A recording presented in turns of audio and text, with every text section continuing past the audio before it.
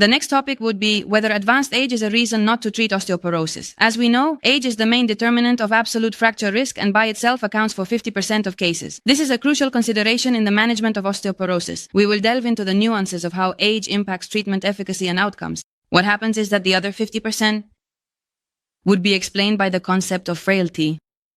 In older patients over 80 years of age, despite strong evidence of the risk associated with fractures and their consequences, especially those related to morbidity and mortality, there is a significant gap when it comes to determining which treatment would be most appropriate for this population. It has been observed that anti-osteoporotic drugs lack safety and efficacy data in the more advanced ages of life, mainly because this population is not considered in clinical trials, and the trials that do include them have a limited number of patients. However, advanced age is not a reason to avoid treating osteoporosis. In fact, it has been shown that these patients are the ones who can benefit the most from the use of these drugs, as it would reduce the risk of fractures and the consequences that come with them.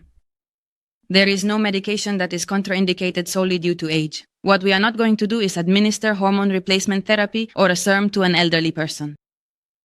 In addition to targeted treatment for osteoporosis, it has been found that proper supplementation is important in this population. Both calcium and vitamin D, because their diet is less varied, they go outside less often, and they have lower sun exposure. And among the medications that have been found to be more effective, it could be risdronate, which is highly effective in significantly enhancing overall bone mass and substantially reducing the likelihood of vertebral fractures, but it has only been shown to reduce the risk of hip fractures in certain individuals who are considered to be at a particularly elevated risk population groups.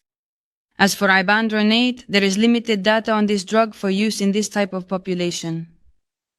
And zoledronic acid appears to be the one that has shown the greatest benefit in reducing the risk of vertebral, non-vertebral, and hip fractures in both women and men. The advantage of this drug is that it only needs to be administered once a year. And the minor drawback is that the patient would need to be taken to a day hospital or an equivalent facility.